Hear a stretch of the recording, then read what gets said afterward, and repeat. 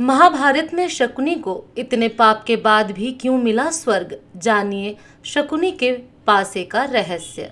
आपको ये तो मालूम ही होगा कि इंसान के कर्मों के आधार पर उसे नर्क या फिर स्वर्ग लोक की प्राप्ति होती है। मगर क्या आपको मालूम है कि जिस शकुनी ने अपने जीवन काल में केवल पाप ही पाप किए थे, उसे नर्क नहीं बल्कि स्वर्ग लोक की प्राप्ति हुई थी। जो पापी अपनी ही बहन के बच्चों की हत्या का कारण बना हो, उसे कैसे स्वर्गलोक की प्राप्ति हो सकती है। जिसके षड्यंत्रों ने महाभारत की रचना की, उसे कैसे भला स्वर्गलोक की प्राप्ति हो सकती है। तो चलिए आपको बताते हैं शकुनी का स्वर्गलोक जाने के पीछे का असल कारण। गांधार देश के राजा सुबल के 100 पुत्र और एक पुत्री थी। सबसे छोटे पुत्र का नाम शकुनी और पुत्री का नाम गांधारी था। शकुनी की पत्नी का नाम आरशी था। शकुनी के 3 पुत्र थे, जिनका नाम उलूक, बृकासुर, विप्रचित्ति था। धर्म ग्रंथों के अनुसार एक बार राजा सुबल ने गंधार में एक बड़ा यज्ञ रखवाया, जिसमें कई बड़े बड़े ऋषि मुनि पधारे। तभी यज्ञ में मौजूद एक ऋषि ने राजा सुबल को गांधारी के बारे में एक ऐसी बात बताई, जिसे सुनकर राजा सुबल अपनी पुत्री को लेकर चिंतित हो उठे।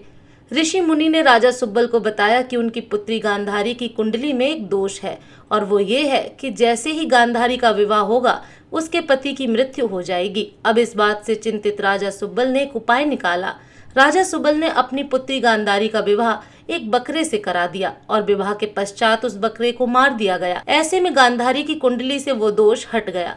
जब गांधारी की शादी के लिए धृतराष्ट्र का रिश्ता आया, तो शकुनी को यह जरा भी पसंद नहीं आया। शकुनी का मत था कि धृतराष्ट्र जन्मांध है और उनका सारा राजपाट तो उनके भाई पांडु ही देखते हैं। शकुनी ने अपना मत दिया, पर होने को कौन टाल सकता है। गांधारी का विवाह धृतराष्ट्र से हुआ और वो हस्तिनापुर आ गई। मगर किस्मत का खेल न जाने कहां से धृतराष्ट्र और पांडु को गांधारी की कुंडली और प्रथम विवाह का पता चल गया।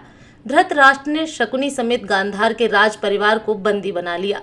दरअसल धृतराष्ट्र को यह ज्ञात हो चला था कि उसकी पत्नी गांधारी का उससे पहले भी एक विवाह हो चुका है।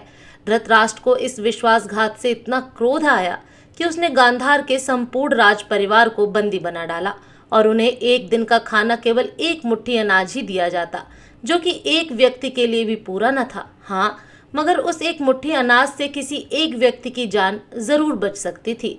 अब राजा सुबल ने ये तय किया कि जो एक दिन का अनाज आ रहा है, उसे किसी एक व्यक्ति को ही खाने को दिया जाएगा, ताकि उसके वंश से कोई तो जीवित बच सके। मगर वो इस अनाज को देने के लिए किसे चुने?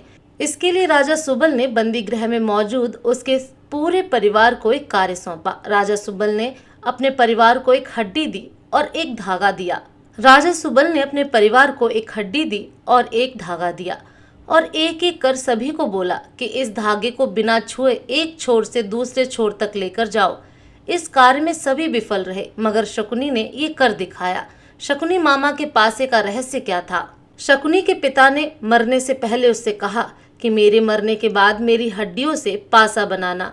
ये पासे हमेशा तुम्हारी आज्ञा मानेंगे। तुमको जुए में कोई हरा नहीं सकेगा। शकुनी ने अपने आंखों के सामने अपने भाइयों और पिता को मरते देखा था। शकुनी के मन में धृतराष्ट्र के प्रति गहरी बदले की भावना थी। बोलने और व्यवहार में चतुर शकुनी अपनी चालाकी से बाद में जेल से छूट गया। मरने से पहले राजा सुबल ने धृतराष्ट्र के सामने अपनी आखिरी इच्छा रखते हुए बेटे शकुनी को रिहा करने का निवेदन किया। धृतराष्ट्र ने उनकी बात मान ली। शकुनी की रिहाई से पहले उसके परिवार ने उसकी एक टांग तोड़ दी, ताकि वह आजाद होकर अपने परिवार की मौत का बदला और अपमान भूल न जाए।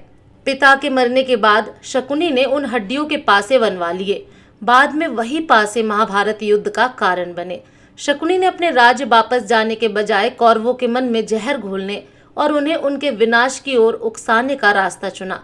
उसने अपने समस्त परिवार को अपने सामने मरते देखा था, जिसे भूल पाना उसके लिए नामुमकिन था, और वह दुर्योधन का प्रिय मामा बन गया। आगे चलकर इन्हीं पासों का प्रयोग करके शकुनी ने अपने 100 भाइयों की मौत का बदला दुर्योधन और उसके 100 भाइयों के विनाश की बृहत योजना बनाकर लिया। बहुत से विद्वानों का मत है कि शकुनी के पासे तो असल में हाथी दांत के बने हुए थे, लेकिन शकुनी माया जाल और सम्मोहन में महारथी था।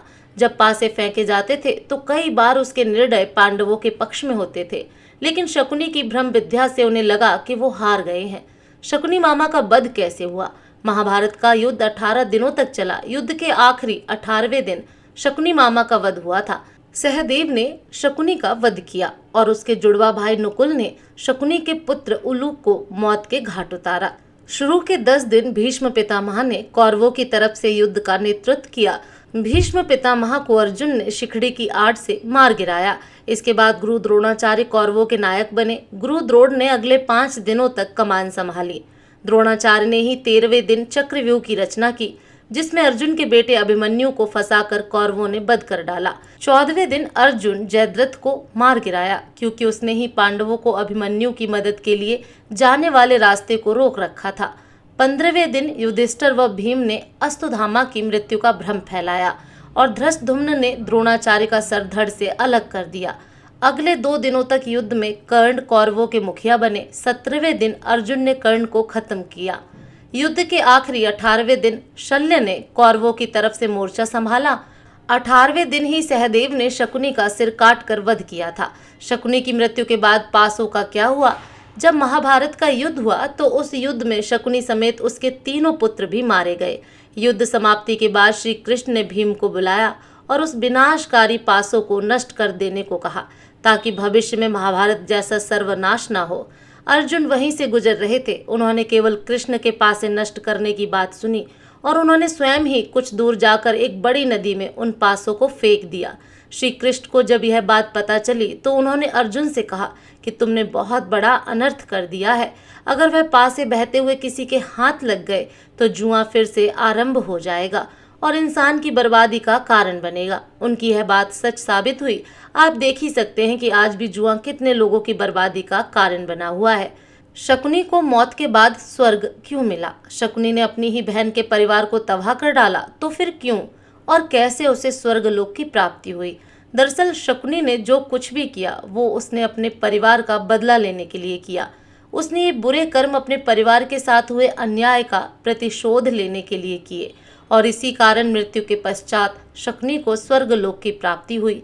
दूसरा कारण यह भी बताया जाता है कि महाभारत युद्ध भूमि पर स्वयं भगवान कृष्ण मौजूद थे और उन्होंने कहा था कि इस युद्ध भूमि में जो कोई भी मृत्यु को प्राप्त होगा उनकी मौजूदगी के कारण उन्हें स्वर्ग की प्राप्ति होगी। जय श्री कृष्णा।